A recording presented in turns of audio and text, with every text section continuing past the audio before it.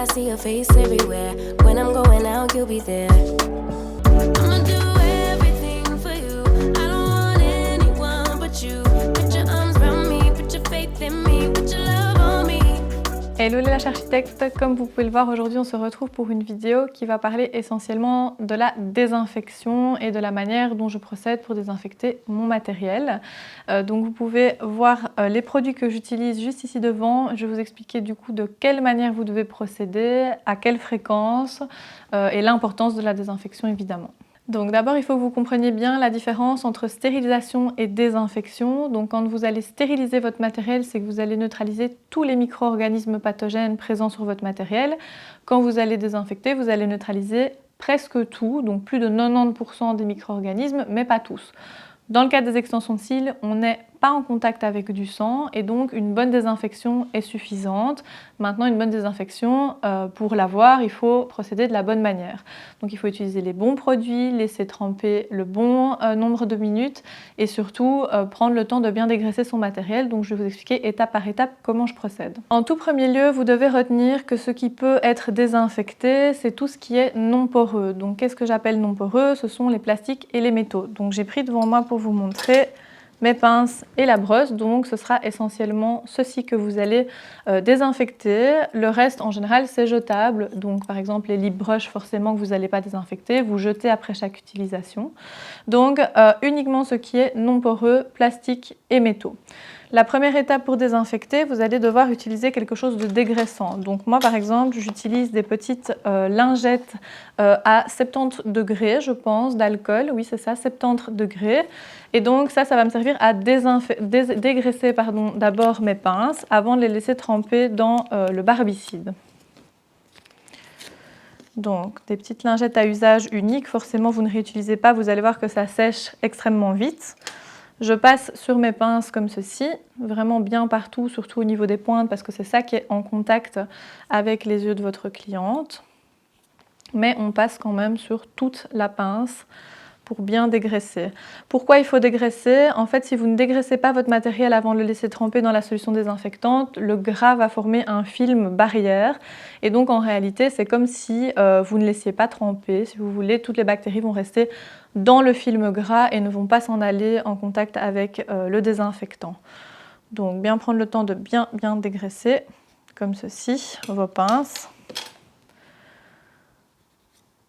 Si vous n'avez pas de petites lingettes alcoolisées comme ceci, vous pouvez toujours les passer sous l'eau tiède avec un peu de Dreft parce que ça aussi c'est dégraissant donc ça fonctionne. C'est pas obligatoirement de l'alcool qu'il faut parce que de toute façon ça va repasser dans la lotion désinfectante. Donc voilà, quand mes pinces sont dégraissées, je vais les insérer dans mon bocal qui normalement est déjà prêt avec un mélange, mais là je n'ai pas fait le mélange pour vous expliquer comment je procède.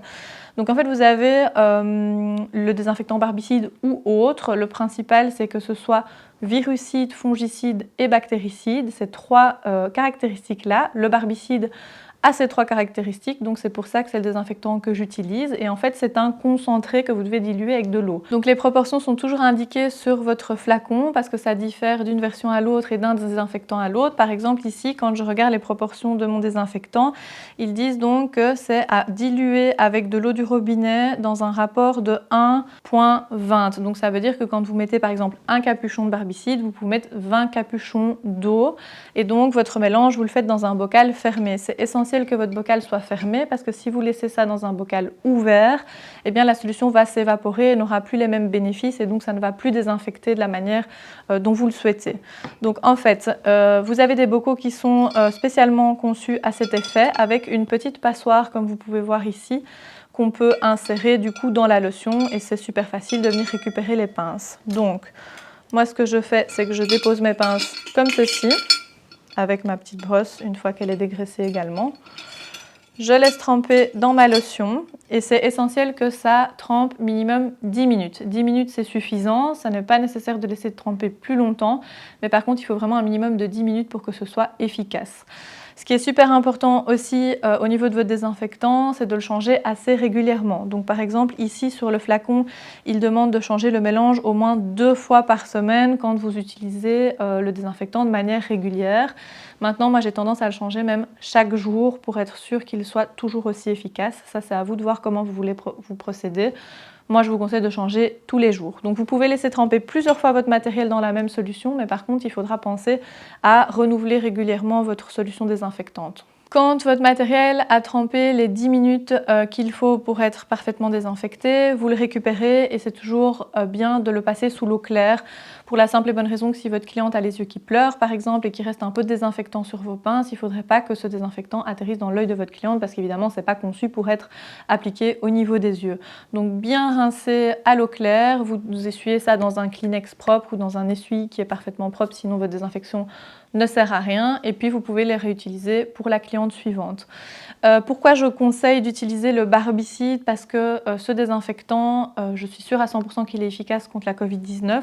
J'avais reçu une formation justement pour le savoir parce qu'à un moment donné c'était un peu flou. Il faut savoir que la Covid peut se transmettre au niveau des yeux, donc il ne faut absolument pas négliger la désinfection de votre matériel et même au-delà de la Covid-19, il y a plein d'autres pathologies comme les conjonctivites, etc.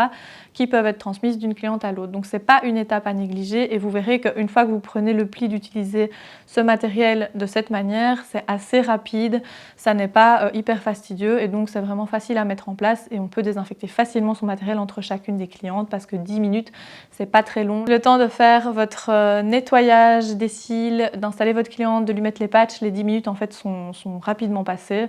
Donc ne pas négliger cette étape par prétexte de manque de temps. Au niveau de la désinfection, j'utilise aussi ce spray qui est de la même marque. Donc c'est le spray barbicide pour les surfaces. Donc ça, vous pouvez l'utiliser avec un chiffon propre pour désinfecter votre lampe et votre surface de travail. Éventuellement aussi les clinches de votre institut qui sont souvent touchées par les clientes. C'est vraiment un désinfectant multi-surface qui a vraiment les mêmes caractéristiques que le barbicide ici en concentré et qui va désinfecter et retirer tous les microbes des surfaces qui sont en contact régulier avec vos clientes. Donc par rapport au spray désinfectant, pour qu'il soit totalement efficace, il faut que vous sachiez que vous devez laisser agir le spray pendant minimum 3 minutes pour que ça retire toutes les bactéries souhaitées. Et donc si on lit ce qui est indiqué sur le flacon, on voit que c'est efficace contre les virus, les bactéries, les champignons, le VIH et l'hépatite B et C. Donc même pour les filles qui font tout ce qui est tatouage, vous pouvez utiliser en toute sécurité ce spray désinfectant pour vos surfaces de travail. Voilà les filles, je pense que vous pouvez voir plus clairement la manière dont je procède pour désinfecter mon matériel et ma surface de travail. Je vais vous mettre en barre de description de la vidéo les liens des différents produits pour que vous puissiez facilement vous les procurer. Et si vous avez des questions un peu plus précises par rapport à la désinfection, vous pouvez les indiquer en commentaire. N'hésitez pas aussi à vous abonner à la chaîne YouTube si les vidéos vous plaisent. Sachez qu'il y a beaucoup de contenu disponible sur la chaîne avec pas mal de sujets différents, donc n'hésitez pas à aller les visionner. Et d'ici là, je vous dis à bientôt.